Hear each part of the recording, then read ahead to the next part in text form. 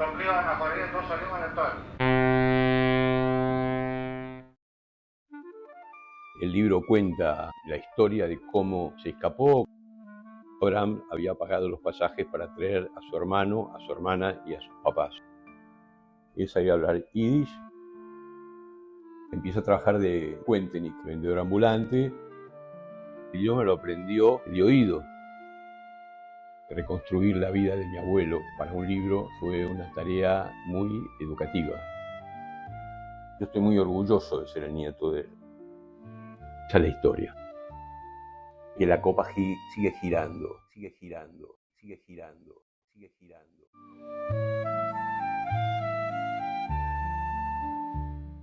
Gabriel Chino Tarasiuk tiene 75 años y hace 20, cuando sus 3 hijos eran chicos, viajó junto a su familia a Moldavia para conocer los pueblos de sus bisabuelos. Hoy, en el año 2026, tras 2 décadas de investigaciones y 137 años después del nacimiento de su abuelo Abraham, el Chino y sus primos le rinden homenaje publicando un libro con toda la historia de la familia.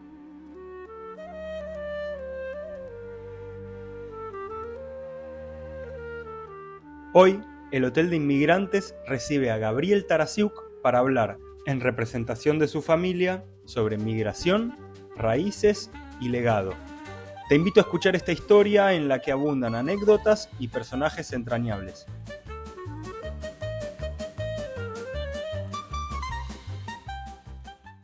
Chino, buenas tardes. Estoy muy contento de estar acá en tu casa. Gracias por abrirme las puertas. No, al contrario, son más que bienvenido y adelante con todo lo que quieras saber de este libro, La Buena Madera. Hace unos meses, hablando con tu hijo Lulo, que es mi amigo, sobre mi proyecto de migración y raíces familiares, él me contaba de este proyecto que encabezaste vos, que llevó tanto tiempo. Entonces me dio el libro que produjeron y ya desde la primera página es que tenía ganas de charlar con vos y de poder conversar y de profundizar, así que para mí es una alegría grande estar acá. Hay 2 cosas que me parecen muy interesantes del libro.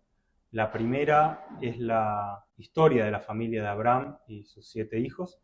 Y la segunda, 6 hijos. 6 hijos. Y la segunda, claro, porque 7 hijos está relacionado con Abraham y el cántico, pero bueno, son 6 hijos en este caso.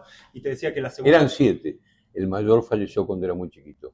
Y la segunda cosa que a mí me parece muy interesante es la investigación que encabezaste. Así que me gustaría dividir esta conversación tal vez en 2 partes. Una primera parte sobre la historia de la familia y una segunda parte de todo el esfuerzo que habrá implicado la investigación para llegar hacia este resultado final que es el libro. Así que primero te quiero preguntar cómo estás vos en estos días, qué estás haciendo, cómo te va. Bueno, yo soy un empresario, trabajo como director en 2 empresas, Coacin, Sociedad Anónima, y Autotrol, Sociedad Anónima, y a mis 75 años sigo creyendo en el esfuerzo y en el sacrificio para conseguir resultados. Ya aprovecho el pie del esfuerzo y del sacrificio porque se nota que en el libro se nota mucho eso, y uno de los valores principales que vos decís que tu abuelo instaló en la familia es el valor del esfuerzo y del trabajo. Entonces ya nos metemos en el gran personaje del libro. ¿Cómo no? Abraham, tu abuelo. ¿Me contás un poco, Chino, por favor, cómo fue la historia de Abraham y su salida del Imperio Ruso, de la actual Moldavia, y su llegada a la Argentina? Abraham nació en el año 1888 en la ciudad de Kishinev, en Moldavia, que es la capital. En aquel entonces era un territorio que pertenecía al Imperio zarista. Dependiendo de la era histórica, a veces perteneció al Principado de Rumania y luego, digamos, en general, cuando él nació, eso era el Imperio zarista. De muy chico, digamos, sufrió, digamos, el tipo de vida que tenía una familia judía en la zona de Moldavia. Inclusive las persecuciones llegaron a su clímax a comienzos del siglo XX, hubieron dos pogroms importantes ahí en Moldavia.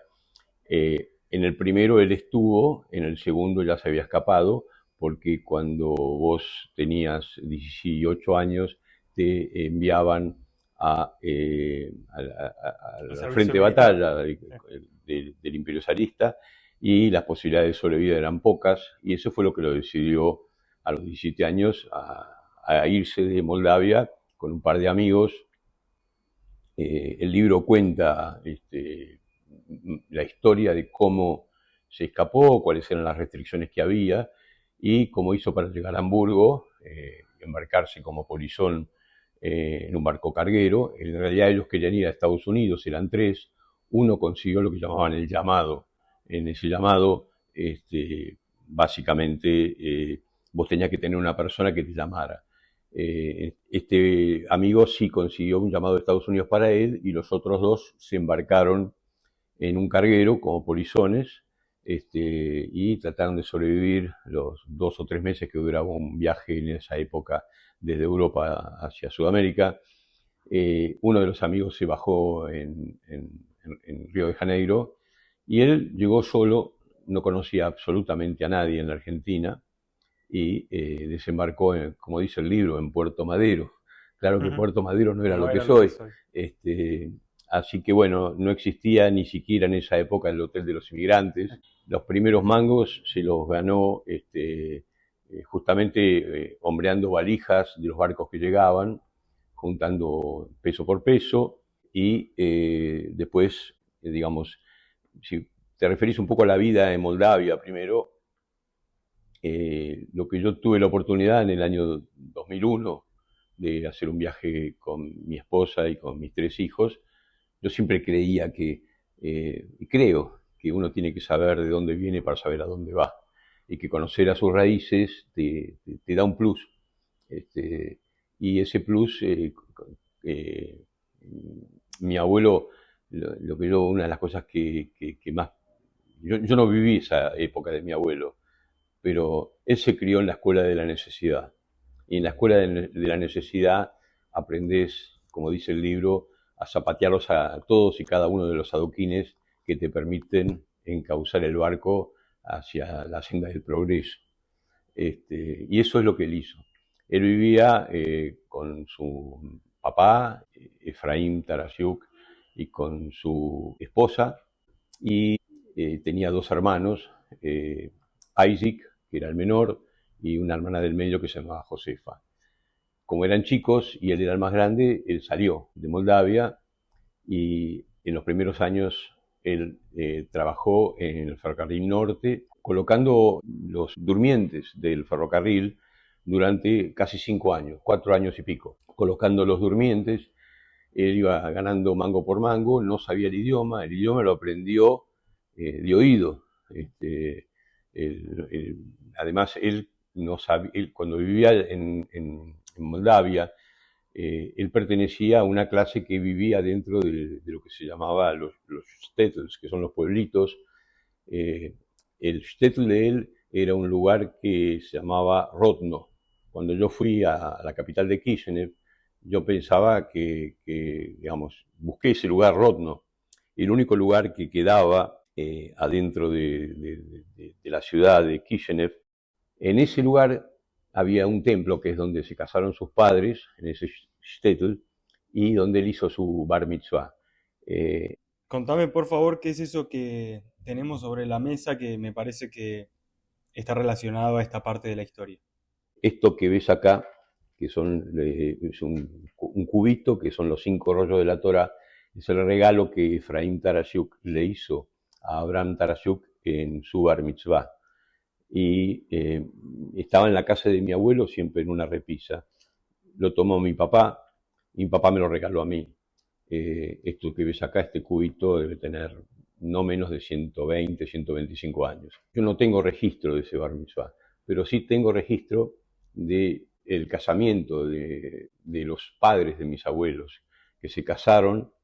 Este señor Efraín Tarasiuk se puso de novio con su esposa, ahora no me acuerdo el nombre, Clara Krasner Boykonovich. Me sorprende cómo tenés tan frescos los personajes de toda la familia. Estamos hablando de gente de 4 generaciones anteriores a la tuya. Tenés que saber que yo armé un árbol genealógico con mi primo Ariel Kopeliov, que tiene 5 metros 40 de largo y 0,85 de ancho, y lo logramos imprimir, después te lo voy a mostrar para que vos lo veas. Y eso nace con estos dos señores que se pusieron de novios en la década de los años 70 del siglo XIX. 1870. No sé si querés, en la vida es una vida de pogrom, perdón, de shtetl. Es decir, también. el pogrom era, digamos, el ataque, digamos, en este caso los cosacos que venían y el libro cuenta un episodio. Un episodio catalizador, ¿no? Sí, que fue catalizador del primer pogrom donde habían matado a un chico que no era de la colectividad, acusaron a los judíos y hubo una gran refriega. Este templo, el cual yo visité, era el único templo que quedaba en pie. Ahí fue donde me mostraron los libros donde figuraba el casamiento de Efraín con Clara Kastner. A tus bisabuelos. Exactamente. ¿Sabés qué, Chino? Y ahí él hizo ahí su bar mitzvah. Recién pensaba, Chino, cuando hablabas del pogrom catalizador que surgió porque culparon a la comunidad judía del asesinato de un niño. Sí.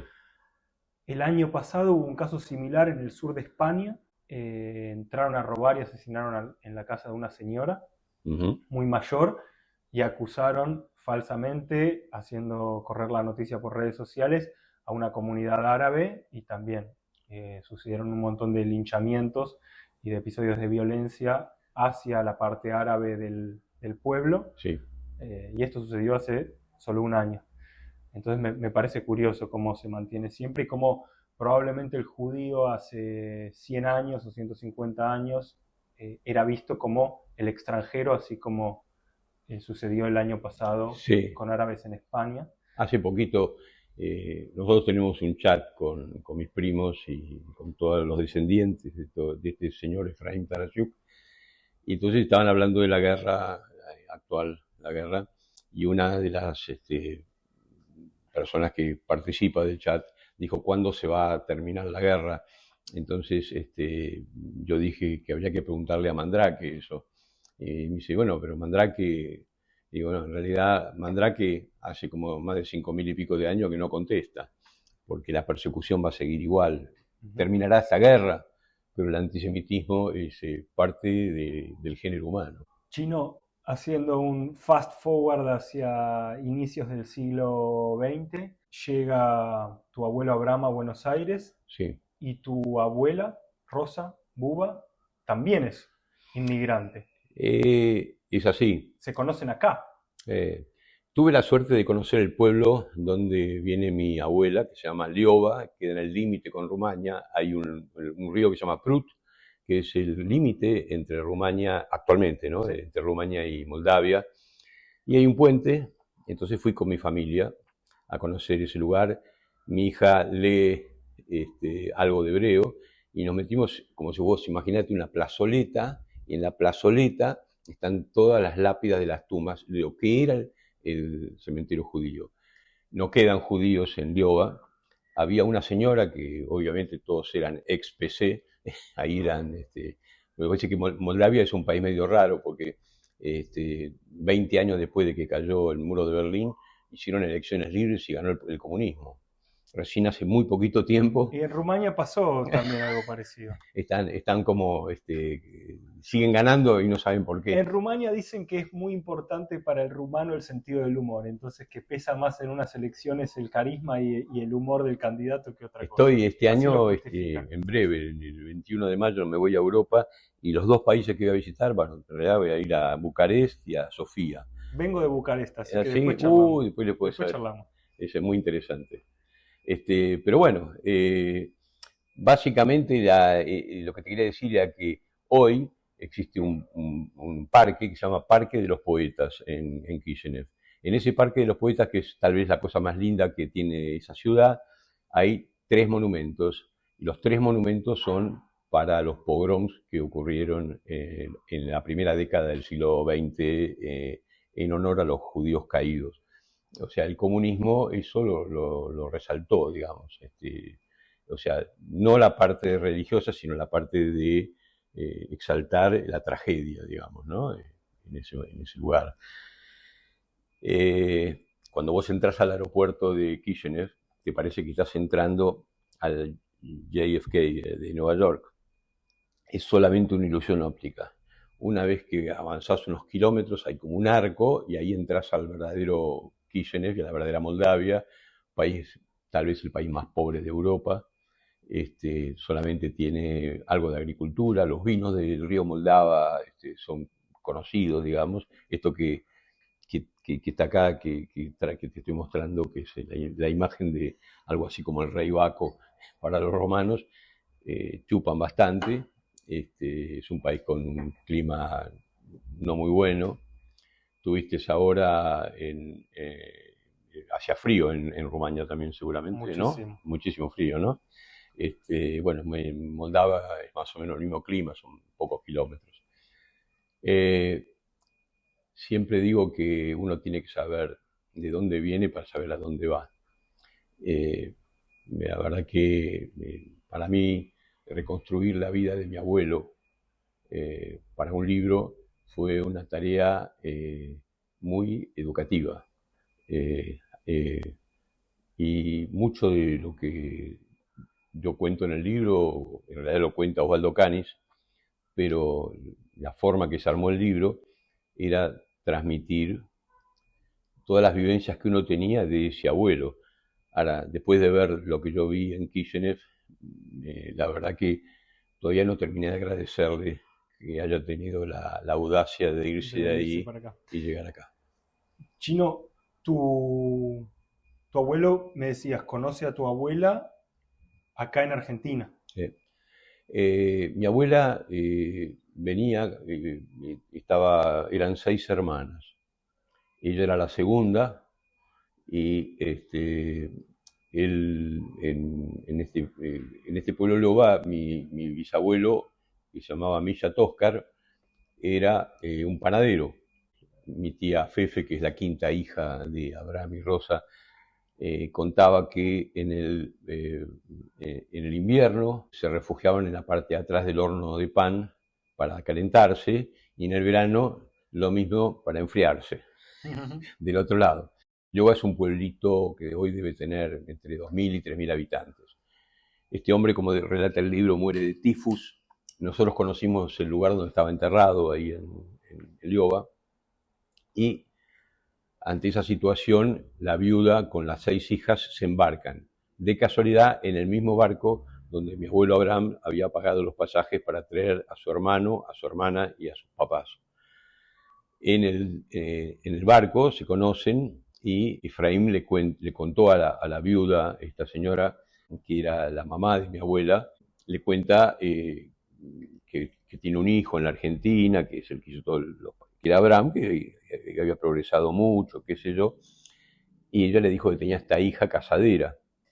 En el judaísmo se firma en esa época un acuerdo prenupcial que se llama Pre-Ketubá.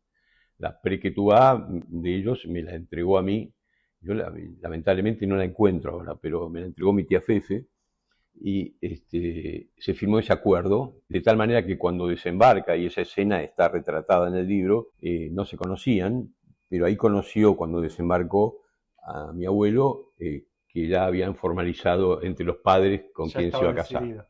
Estaba todo arreglado. Esa es la historia. O sea que Abraham no solo que tuvo un impacto impresionante en las generaciones siguientes de la familia, que es lo que ya vamos a empezar a hablar ahora, sino que también fue el responsable de traer a sus hermanos y a sus Absolutamente, padres. Absolutamente.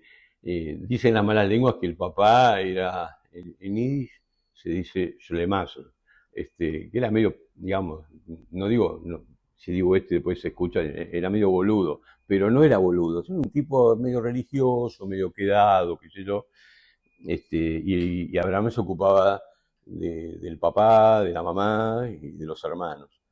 Digamos, era un tipo, digamos, no lo conocí yo, sé que murió el año anterior que nació mi papá. Abraham y Rosa se instalan en la zona norte. Y Abraham era un tipo Era un, como yo lo pongo ahí, ¿no? Era un ganador.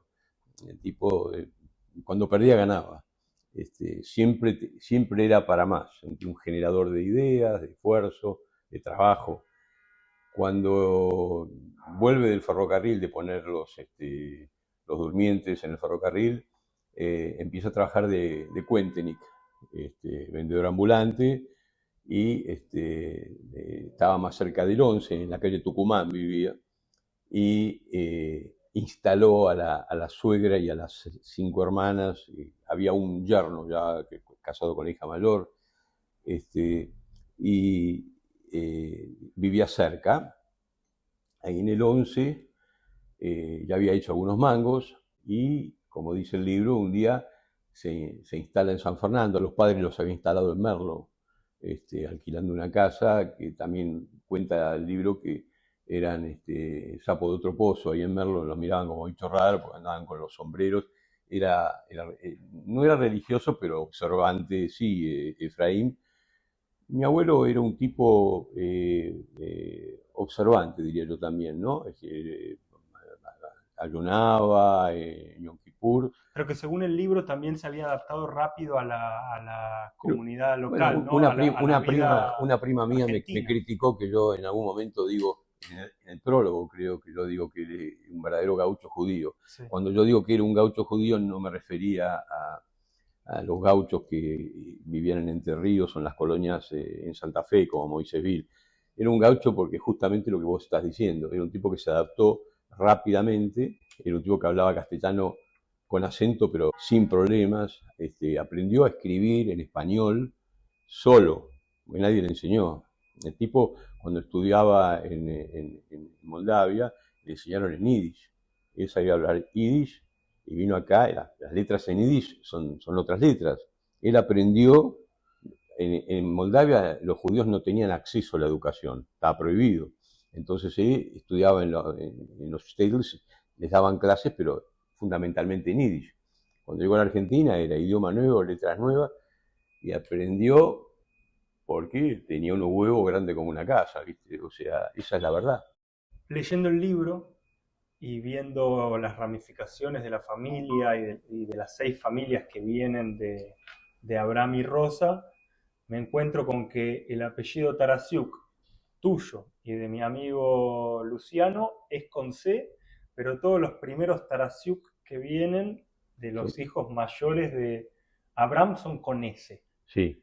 Contame eso.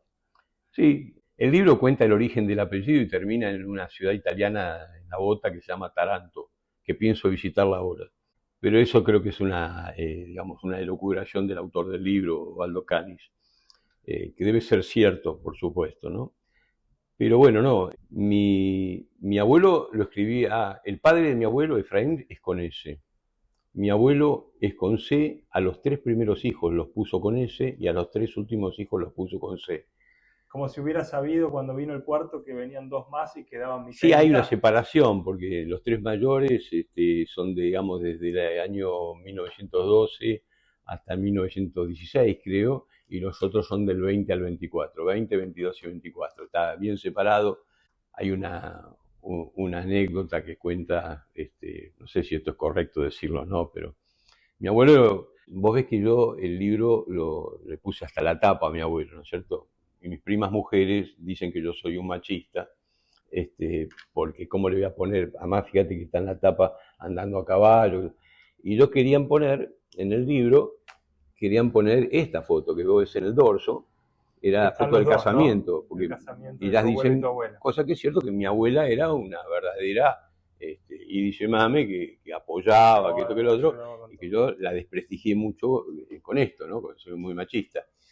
Y una anécdota dice que con uno de los consuegros que tenía, creo que era Mauricio Weiner, mi abuelo decía, ¿qué quiere que haga? Si yo me bajo los pantalones y mi mujer queda embarazada. Entonces, ese chiste que no es tan chiste, lo decía abiertamente. Yo no, eso a mí me lo contaron, yo era chico, pero era un tipo, de lo que yo recuerdo, para mí fue, como lo digo en el libro, en el prólogo, una persona que fue un referente. Y la verdad, un tipo de gran arraigo comunitario dentro de la ciudad de San Fernando. Mi tía Fefe siempre contaba de que un tipo muy respetado. Y bueno, la prueba, lo dice el libro también, a su entierro, a su velorio, vino una delegación de la sacristía de San Fernando. Era un tipo que tenía una relación óptima con la Iglesia Católica en San Fernando y muy buena relación. O sea, un tipo en ese sentido ecuménico, abierto y con mucha garra, ¿no? Es decir, Hay una escena que creo que el libro no profundiza y yo me la anoté desde el momento en que la leí para preguntarte un poquito más, porque creo que puede ayudar a cerrar un poco la historia o el arco narrativo de la vida de Abraham, que Adolf Eichmann, criminal de guerra nazi, sí. se viene a la Argentina, adopta otra nacionalidad. Dicho sea de paso, mi abuelo siempre cuenta una historia de que lo reúnen en un café cuando va a cobrarle a un cliente y ese cliente está sentado en un café con un amigo de él y mi abuelo semanas después se enteró que Era Eichmann. Era Eichmann. Y en un operativo de Israel Sí. lo interceptan en la zona norte, en la calle Garibaldi, y se lo llevan Eso fue en el gobierno de Frondizi. sin extradición a Israel y lo juzgan ahí. Sí, se lo acusa a Frondizi, que era el presidente en ese momento, de haber permitido eso. En realidad, dicen las malas lenguas, y esto en la Unión Cívica Radical se sabe, en aquella época había el radicalismo se había dividido en la Unión Cívica Radical del Pueblo, balvinista, y la Unión Cívica Radical Intransigente de Arturo Frondizi. Y Frondizi era un tipo, digamos, práctico. Y a malas lenguas dicen que miró para el costado, porque sabía, y dejó que sucediera. Ahí en 1961 se lo enjuicia entonces a Eichmann en Israel. En la calle Garibaldi son unos 3-4 kilómetros, algo así, de la avenida Libertador 850, donde vivía mi abuelo.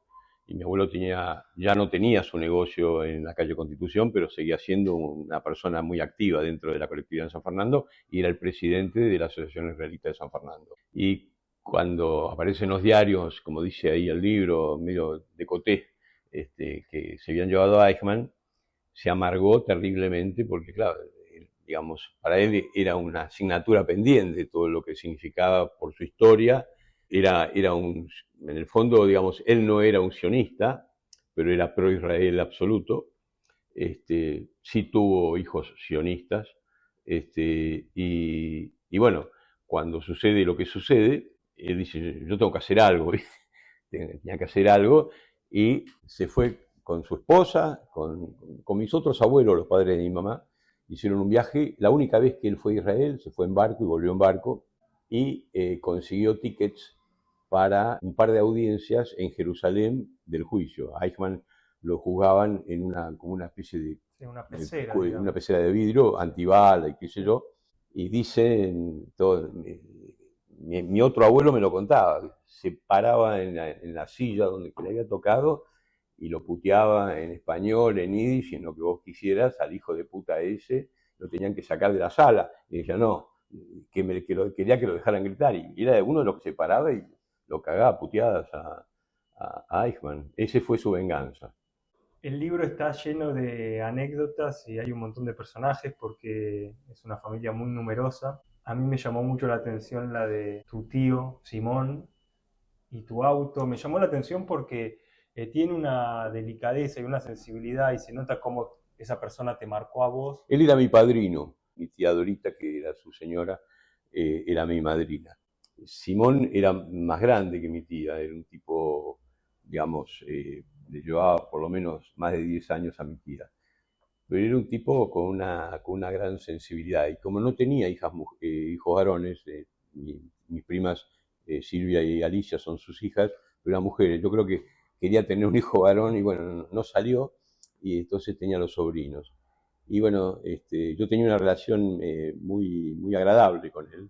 Era un tipo muy, muy campechano, ¿viste? Un tipo él había sido administrador de uno de los campos de la familia Fernández Blanco, son los que tienen el Museo Fernández Blanco.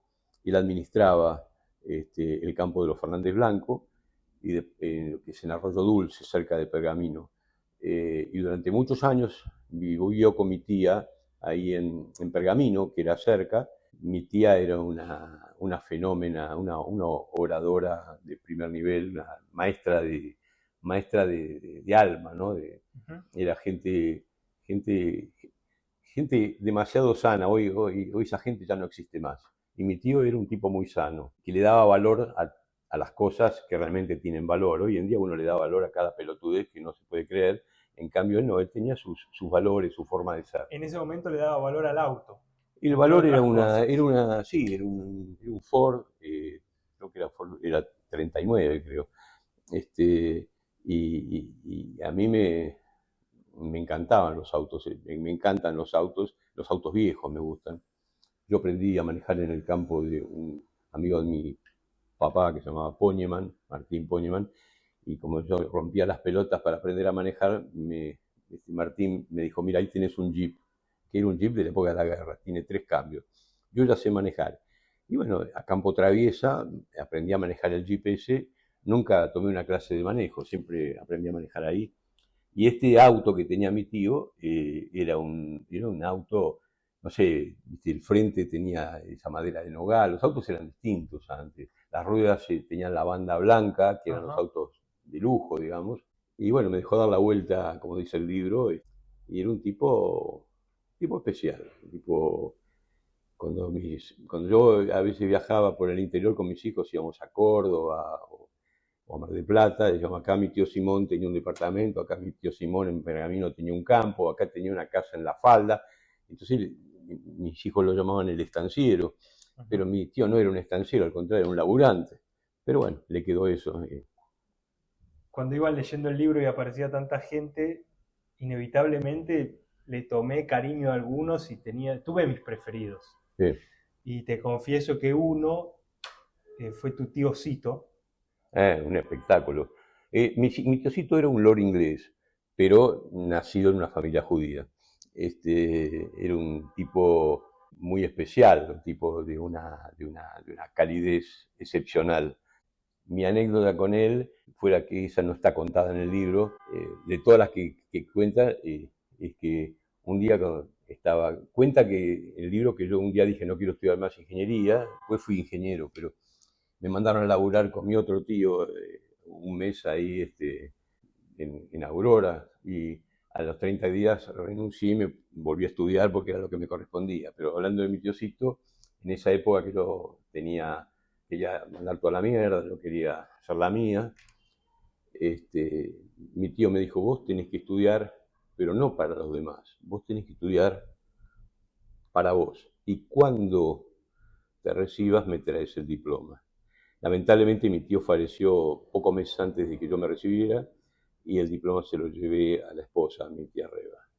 Era un tipo, digamos, que tenía mucha presencia, era violinista, el segundo violinista de la orquesta de Martínez, era un gran ajedrecista y bueno, el libro cuenta sus anécdotas como veterinario de la presidencia, el caballo Mancha Eso de quería Perón. que me cuentes, contame eso, el veterinario de Perón.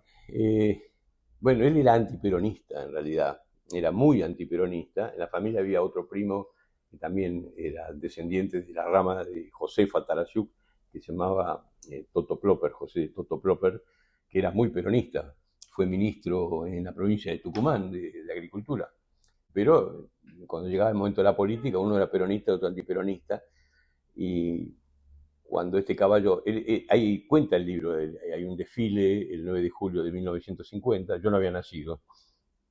En ese desfile, el caballo Mancha, él va sobre el caballo Mancha, él preside el desfile como presidente de la República, cosa que después no volvió a ocurrir. Imagínate vos a Milei arriba de un caballo. Arriba de un tanque lo vimos, pero arriba de un tanque, pero no un caballo. Entonces, el caballo era la insignia de Perón y aparentemente Perón le gustaban mucho los animales. Algún día te cuento, si querés, cómo conocí al general Perón. Pero lo conocí en Madrid en el año 1970. por mi papá me permitió conocerlo. Entonces, tu tío Pero fue mi su tío veterinario y vos después lo conociste. Yo conocí a Perón en el año ¿Y le 70. dijiste que tu tío había sido Le veterinario? dije, sí, se acordaba, Se acordaba. claro que sí. Me preguntó por él, porque y mi tío no está en el libro eso, pero mi tío vivía, porque esto fue en el año 71 o algo así. ¿Y por qué decís que tu padre, Nino, también relatado en el libro, por qué él te permitió, Porque por qué decís que él te permitió porque el conocer a libro se Perón? personalizaba demasiado, pero el libro es un homenaje a mi abuelo. Sí, pero lo que te Bueno, te pregunto, contaba del caballo Mancha. Bueno, la anécdota es que el caballo Mancha se enfermó. Y entonces mi tío, a través de un señor que fue famoso en la Argentina, y mi tío le atendía a los animales, vivía en Martínez, era un tipo que tenía una fama no muy buena, pero era un buen cliente de mi tío, que se llamaba Jorge Antonio. El señor Jorge Antonio era uno de los tipos más cerca de Perón en aquella época. Y le atendía a los perros a Jorge Antonio, mi tío, en su consultorio. Bueno, cuando Jorge Antonio se entera que el caballo Mancha estaba mal, le dice, mira, yo conozco un veterinario, que no daban pie con bola, los milicos que eran veterinarios del ejército no pasaba carajo, y el caballo se iba a hacer mierda, ¿viste? Entonces lo llaman a mi tío, y mi tío va, cuenta el libro varias veces, qué sé yo. To make the long story short, el caballo se paró de nuevo y se sanó, digamos, y Perón, en agradecimiento, lo nombró veterinario oficial de la presidencia. mirá vos. Cosa que mi tío ocultaba a quien se lo dijera, porque él era antiperonista. Él había salvado el caballo. Después el caballo atendió a los caniches de él y de Vita y toda la milonga esa. Chino, aprovecho la historia que deslizaste de Perón y de tu padre para hablar también un poquito de tu padre, que en el libro obviamente está. Mi papá tenía un director de la compañía donde él estaba, que se llamaba Galileo Argentina. Y uno de esos directores se llamaba Alfredo Macia. Alfredo Macia había sido en el gobierno de Perón el director del IAPI. El IAPI era el Instituto Argentino para la Importación. Y Alfredo Macia escribe un libro justamente que se llama Política y Tango, sobre la historia del peronismo. El IAPI era, para importar algo en la Argentina, vos tenías que tener un permiso de importación, algo así como lo que hizo Cristina Kirchner con las importaciones, los derechos de importación y todo eso. Bueno, los peronistas les gustan esas cosas, entonces cerrar el país y cosas por el estilo. Entonces hicieron eso. Bueno, Maya tenía los manuscritos. Es el antecedente más cercano que tengo yo a la producción de un libro. Entonces había que entregarle esos manuscritos a Perón. Y te encomendaron la tarea. Yo iba a Madrid en el año 70, 71, no me acuerdo bien. En esa época había un fenómeno que se llamaba Paladino, que era el representante de Perón, que se peleaba con otro peronista sin Perón que se llamaba Raúl Matera, que era un neurocirujano famoso. Entonces, bueno, a mí me iban a llamar cuando yo estaba en Madrid, yo tenía que llamar un teléfono y fui al barrio de Puerta de Hierro, a la Quinta 17 de octubre. Y me abrieron la puerta, me la abrió un portero que después fue famoso, que se llamaba José López Rega. Me hicieron entrar. Ya en esa época, en el subsuelo de esa casa estaba el cadáver de Eva Perón. Y él vivía ahí con Isabel Perón y Perón. Bueno, la parte de atrás de la puerta de la entrada de la Quinta 17 de octubre, a mí me impresionó mucho porque la parte de atrás de la puerta, como se imagina una puerta de doble hoja, era a mitad y mitad el escudo nacional argentino en bronce. A mí me parecía que era oro, pero era bronce. Bueno, ahí supe que Perón era hincha de Boca y no hincha de Racing, como todo el mundo dice, porque él dijo, todo el mundo cree que yo soy. Pues me preguntó, le dije que era radical, me dijo que tenía algunos amigos radicales. Tuve unos media hora, 40 minutos. Él tenía unos pavos reales en el jardín. Entonces, por ejemplo, me marcaba uno, dice, ¿ves ese que está ahí? Dice pavo real. Dice, sí, ese es Matera, es el pavo real que hacía el peronismo sin Perón. Así que bueno, guardo mi recuerdo haber conocido al general Perón 40 minutos más o menos. Hablamos un poquito sobre... Le entregué, por supuesto, los manuscritos de Porito y claro, Tango. por supuesto. Te aclaro que el libro tuvo una sola edición y no pasó de ahí porque es un embole japonés. Hablamos sobre Abraham, sobre Buba, sobre tu tío Simón, sobre tu tío Cito. La investigación fue muy extensa. ¿Qué otra persona y qué otro familiar encontraste cosas de su historia que no conocías o que puedas resaltar ahora? La verdad que yo tuve, cuando nació la idea, mi hermana Ruth, desde hace muchos años me venía diciendo de que yo tenía que contar la historia. Ella, yo contaba siempre anécdotas de mi abuelo y de la historia y qué sé yo, pero básicamente mi hermana me decía, tenés que hacerlo.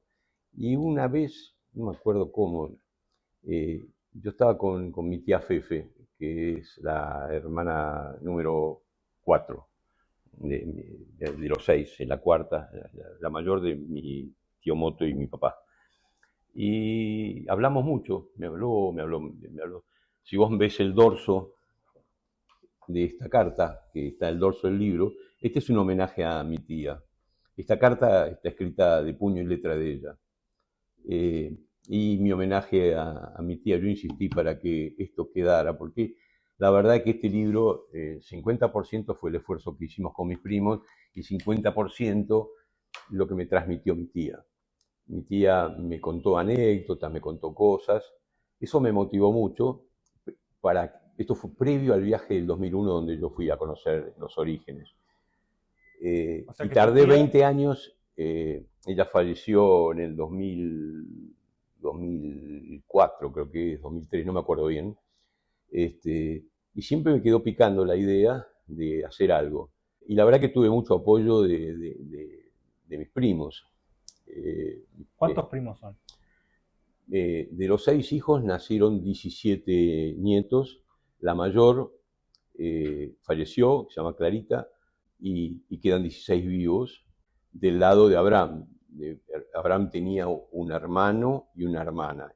Todos están en el árbol genealógico. Ese árbol genealógico tiene 180 personas. Pero básicamente hablé con mi primo Pablo, mi primo Leo y con mi hermano y con mi primo Ariel. Y él vive en Los Ángeles, Ariel. Y le dije, mira, solo no me animo, porque la verdad que solo no me daba. Y ellos me dijeron, no, nosotros apoyamos, y apoyaron en todo. No solo con el esfuerzo personal de contar sus cosas y ayudaron a organizar esto, sino también económicamente. ¿Económicamente qué se necesitaba? Económicamente había que pagar al autor del libro y después la impresión del libro. Y esto termina, eso lo bancamos entre toda la familia.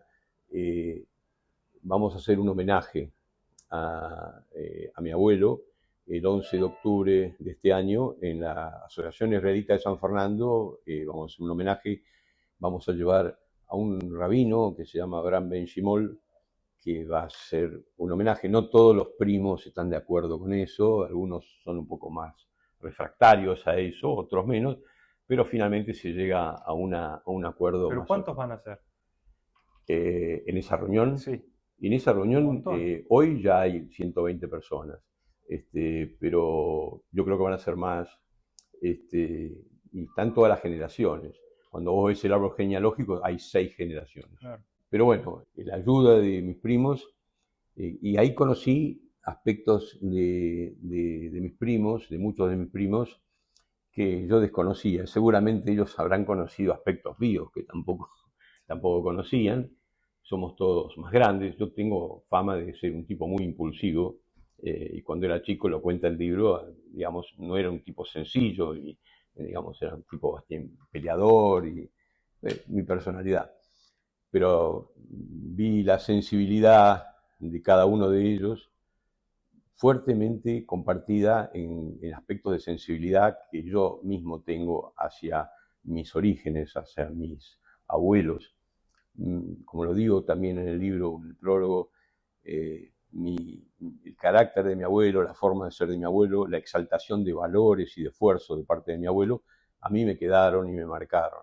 Yo estoy muy orgulloso de ser el nieto de él, de pertenecer a una familia que tiene valores muy importantes, muchos que tienen que ver con el judaísmo, otros que tienen que ver con ser personas de bien. Los 17 nietos somos gente buena y eso es importante para nosotros. Este es un homenaje que hacemos a dos personas que crearon lo que somos, porque después vinieron muchas adicionales, digamos, ¿no? Pero pertenecer es importante. Cuando yo hago el prólogo, digo la pertenencia y le contarás a tus hijos. Y yo hablo de la pertenencia en un sentido absolutamente laico del judaísmo. Soy un tipo bastante laico, como te dije antes, yo no digo que soy ateo porque queda feo, pero soy un agnóstico convencido. Sin embargo, soy un tipo que vivo el judaísmo de una manera muy intensa, y eso se lo debo a mi abuelo. Yo leí el libro desde un ejemplar que me dio Luciano, tu hijo, que es el ejemplar que le regalaste vos a él, Sí, y tiene la dedicatoria, que no voy a leerla porque es algo íntimo, pero sí me gustaría rescatar dos palabras que sí. son pertenencia y tradición. Entonces vos, de alguna manera, se lo dedicás para que continúe la pertenencia y la Y que yo creo que tradición. los valores del judaísmo, y estoy convencido de eso, lo más importante de los valores del judaísmo son la pertenencia y los valores. Este, eh, en este mundo yo tenía una asistente cuando trabajaba en Estados Unidos, en otra época de mi vida, que se llamaba Eileen Greenfield. Y Eileen siempre me decía, "Do you know why when you die you have your hands like this one?" I said, "I don't know, because you cannot take anything with you with this." Y eso es realmente lo que sucede. Lo que vos sos es lo que queda en el alma de los demás. Hay una frase de mi padre que está puesta en el libro y que es la verdad. Él habla de, para el mundo judío, la apertura de las aguas del Mar Rojo fue un milagro, ¿no es cierto?, para que pudieran escaparse de Egipto. En realidad, él dice que es un milagro para los que fueron contemporáneos con ellos, y que la vida está llena de milagros, pero son milagros para quienes son contemporáneos de uno. Para los que siguen, lo que quedan son los valores y la pertenencia. No son milagros, son historia. Para cerrar, Chino, hablamos mucho sobre Abraham, tu abuelo, Sí. y vos sos abuelo, tus nietos, tus nietas son pequeños todavía. Tengo una nieta de 18 años Ah, no tan y tengo pequeños. una nieta de 2 años. En el medio hay otros 4, son 6 nietos. Sofía la pequeña, Sofía es la ¿verdad? pequeña, sí, y Carla es la mayor. ¿Qué cosas de tu abuelo ves en vos como abuelo? Y la verdad que mi abuelo era un gigante, y yo trato. Mira, cuando nació mi nieta mayor, Carla, ella nació en Washington, en Estados Unidos. Entonces, hay una cosa que a veces se hace, a veces no se hace, que es ponerle un nombre en hebreo a una nieta o un nieto, ¿no? Entonces, mi hija hizo se llama naming ahí en Estados Unidos, entonces vino el rabino y le pone el nombre, qué sé yo. Yo le regalé a mi nieta en el año 1954, y esos son hitos, a todos los nietos que habían nacido hasta ese momento, que creo que era inclusive, llegaba hasta Víctor, no sé si Pablo, pero que, digamos, las hijas mujeres, mi hermano, los nietos Kopelov, les regaló una copita, una copita de plata para el Kiddush. Y la copita dice recuerdo de sus abuelos Abraham y Rosa Tarasiuk y la fecha. Yo escribí un algo, no me acuerdo. Mi mujer me lo mostró el otro día y la verdad que me emocionó mucho, porque decís, ¿qué harías como abuelo? La verdad que le escribí a mi nieta y le regalé la copa que me regaló mi abuelo y le puse que la copa sigue girando. En el dorso, en el otro plano de la propia copa, puse recuerdo de tus abuelos Marcela y Chino, y con la fecha del nacimiento. O sea, esa sería una forma de mostrar la importancia de mi abuelo y la copia de lo que yo hice. Yo tenía menos de 4 años cuando mi abuelo me regaló eso. Chino, ¿te gustaría agregar algo? No, yo simplemente te agradezco y esto lo voy a hacer cuando lo tengas editado, se lo voy a pasar a todos mis primos y a quien lo quiera leer. Gracias. Para mí, la tuya y la de tu abuelo y la de este libro es muy inspiradora, es una historia muy inspiradora. Estoy muy agradecido a Luciano que me contactó con vos y a vos por abrirme las puertas y por contarme todo esto. Lo último que quiero decirte es que me preguntabas qué pienso como abuelo. Sí. Yo lo que te puedo decir es que yo tuve la suerte de tener o caer en la familia que caí. Muchos primos míos dicen lo mismo. Es decir, tenemos la suerte de haber nacido como descendientes de Abraham Tarasiuk. Mis tíos, que lo voy a nombrar a cada uno de ellos, Dorita y Simón, Tiosito y Tía Reba, Tiolito y Tía Luisa, mi papá y Juanita, mi mamá, Tía Fefe y Tío Marcos, Tío Moto y Tía Licha. Esas 12 personas son las que llevaron el legado, hicieron una familia de buena gente. Todos los descendientes que después vinieron de estas 12 personas son personas de bien, y cada uno tenía formas de destacarse, pero todos tenían una impronta de buenos valores y todos son bien recordados por sus hijos y por sus nietos. Ojalá que las generaciones que vengan usen este libro y usen el famoso árbol genealógico para darse cuenta de que seguir la tradición judía y sus valores es un buen camino. Y el origen que decís que te da un plus también. El origen te da un plus. Hay una parte del libro donde dice, y zapateando todos y cada uno de los adoquines de San Fernando, emprendió y puso proa a la senda del progreso. Y esa es una frase que la puso el autor, Osvaldo Canis, pero que refleja exactamente lo que era mi abuelo Abraham Tarasiuk. Hermoso cierre, gracias Chino de nuevo. Bueno, gracias. A vos. Gracias por haber llegado al final del 9º episodio de Hotel de Inmigrantes. Espero que te haya gustado. Si te gustó, compartilo, recomendalo. Y al mismo tiempo te sugiero, te pido que vengas al Facebook o al Instagram de Hotel de Inmigrantes. Nos puedes encontrar como @hoteldeinmigrantes.podcast y vas a encontrarte con un montón de información interesante y también con los objetos que menciona el Chino en este episodio. Está el cubo que pertenecía a su abuelo hace tanto tiempo y también el árbol genealógico que creó junto a sus primos, que tienen más de 5 metros de ancho. Nos vemos allí, espero tus comentarios y te mando un abrazo grande.